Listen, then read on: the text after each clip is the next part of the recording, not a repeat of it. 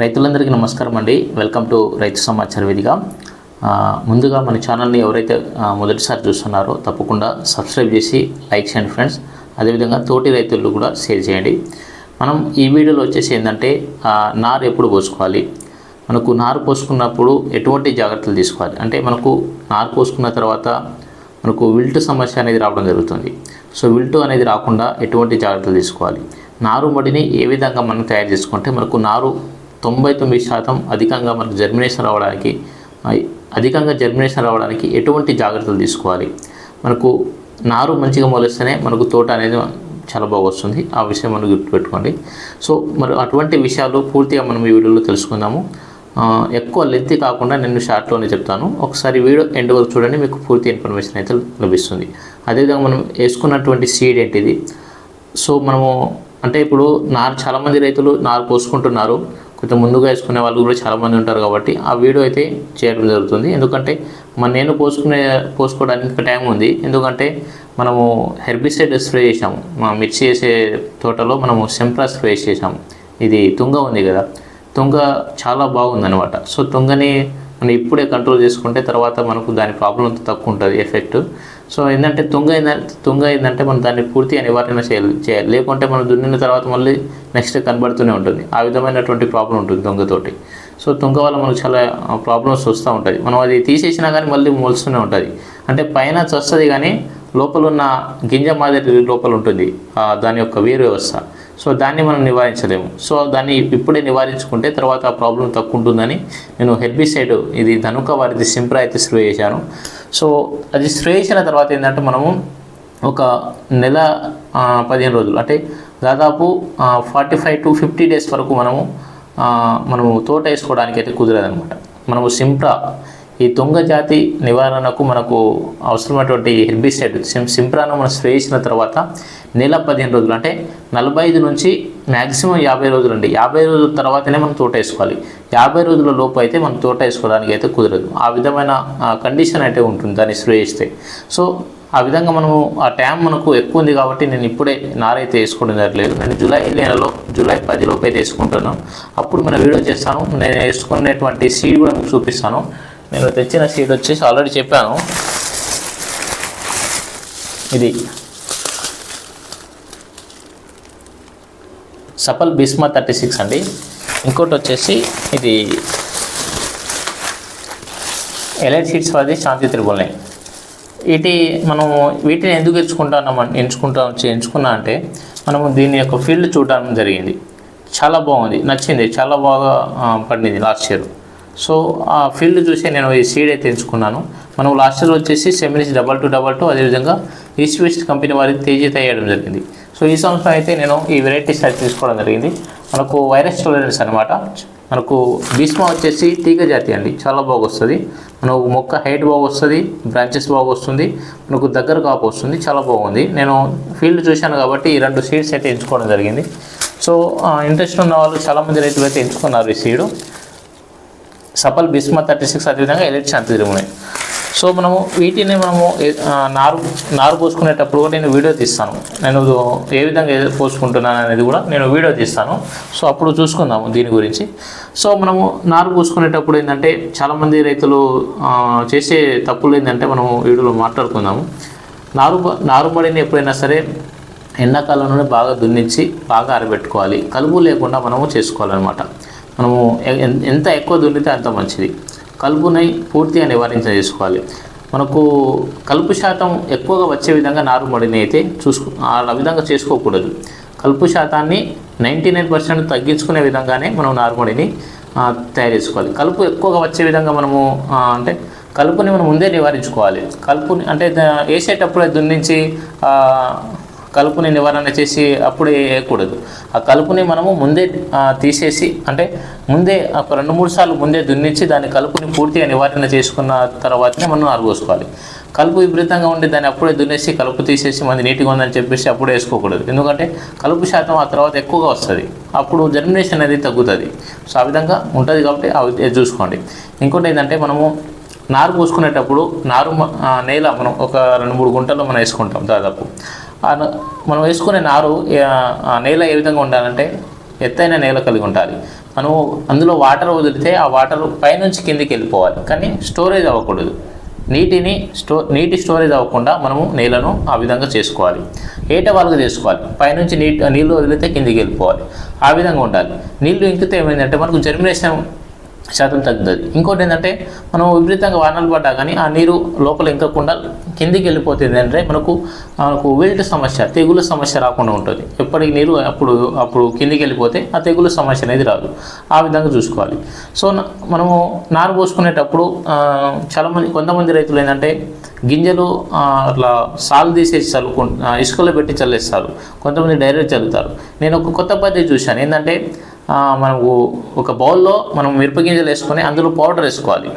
Powder వేసుకొని మనకు మొత్తం కలిపేస్తే మనము చల్లేటప్పుడు ఏంటంటే గింజ ఎత్తుకోకుండా ఆ పౌడర్ ఉండడం ద్వారా గింజ ఎత్తుకోకుండా మంచిగా సింగిల్గా మనకు గింజలు అయితే మన చేతుల నుంచి జారడం జరుగుతుంది. ఆ విధంగా మనకు చాలా హెల్ప్ అవుతుంది. పౌడర్ వేసుకోవాలి. ఏ పౌడర్ అయినా పర్లేదు.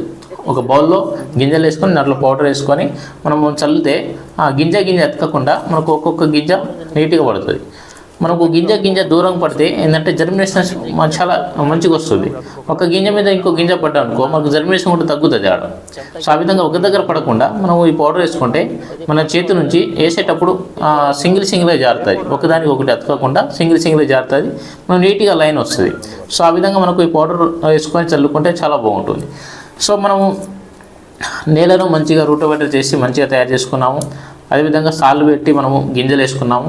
సో మనము ఈ గింజలు వేసుకునే ముందు మనకు భూమిలో చేద పురుగులు ఇవి ఉంటాయి. విల్టన్ అంటే గింజలు తినే పురుగులు ఉంటాయి, కొన్ని చేద పురుగులు ఉంటాయి. వాటిని నివారించడానికి మనము ఇది రిజెంట్ గుళికలు పిప్రోనిల్ ఉంటుంది. రిజెంట్ గుళికలు అయితే తప్పకుండా ప్రతి ఒక్క రైతులు చల్లుకోండి.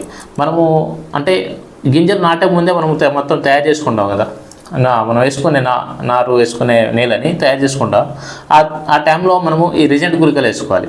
రిజెంట్ గుళికలు వేసుకున్న తర్వాత దాన్ని మొత్తం కల్టివేట్ చేసి నేల సారవంతంగా అంటే ఏటవాలుగా చేసి మనం సార్లు పెట్టి గింజలు పోస్తాం కదా, ఆ టైంలో మనము ఈ రిజెంట్ గుళికలు చల్లుకొని దాన్ని లోపల కలిపేయాలి. భూమిలో కలుపుకున్న తర్వాత మనము విత్తనాలు పెట్టుకోవాలి, గింజలు నాటుకోవాలి, చల్లుకోవాలి.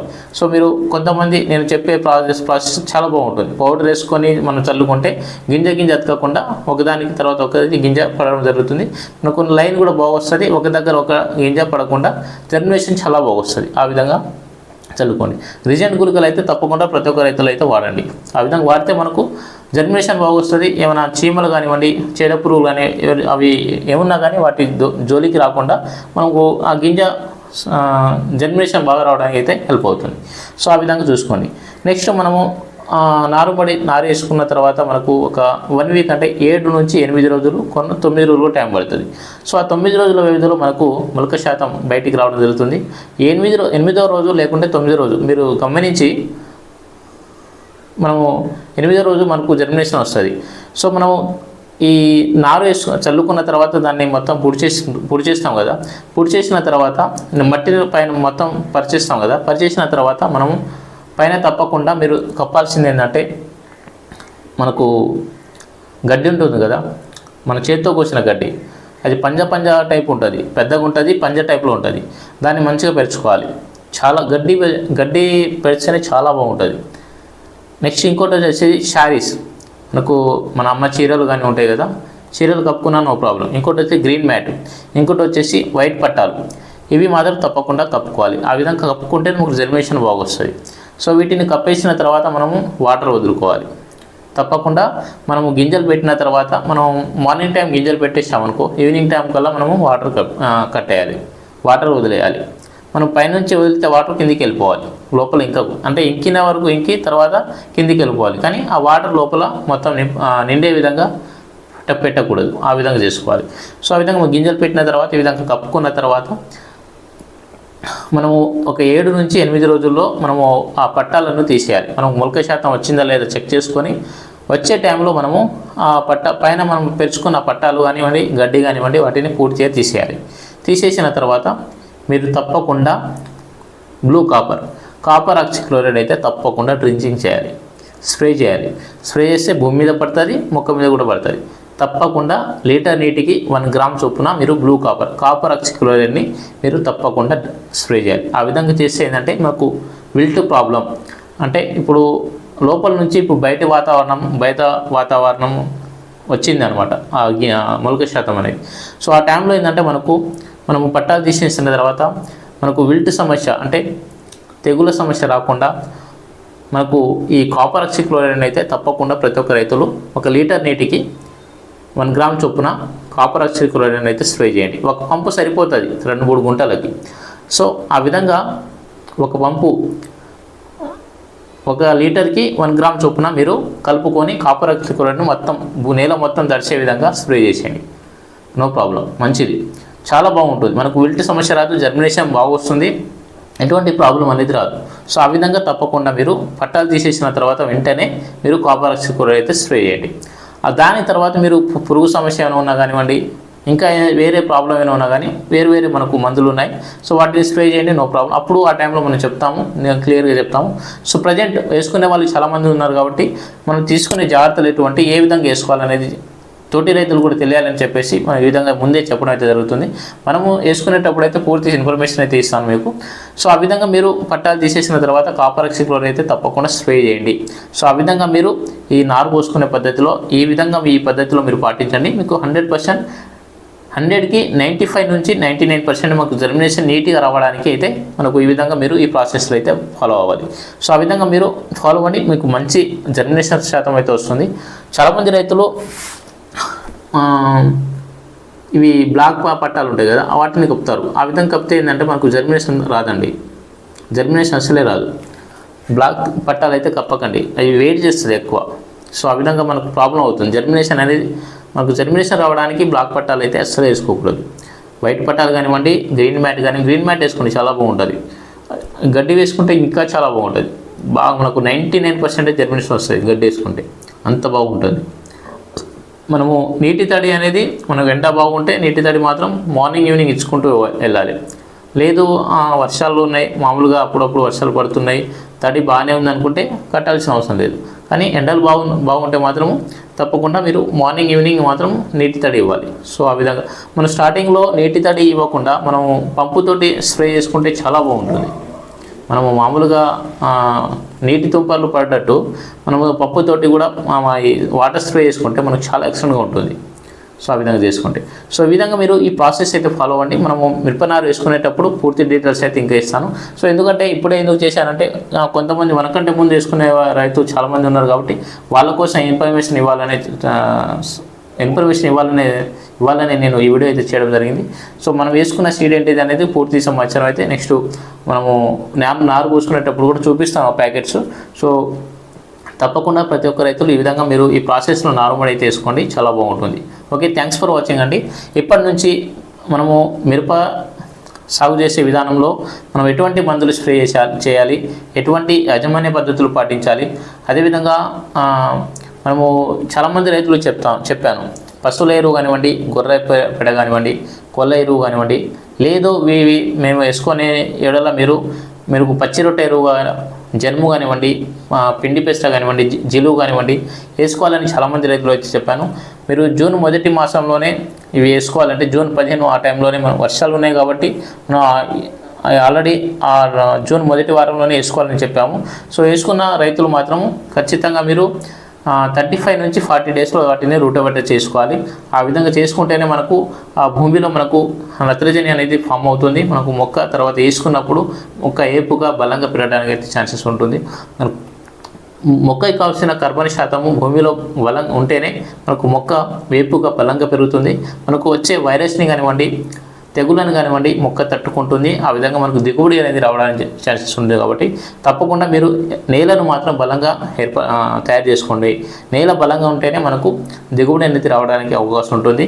మనకు విల్ట్ సమస్య రాకుండా ఉండాలంటే నేల సారవంతంగా ఉండాలి, నేల బలంగా ఉండాలి. మనకు సేంద్రియ ఎరువులు ఎక్కువగా వేసుకోవాలి.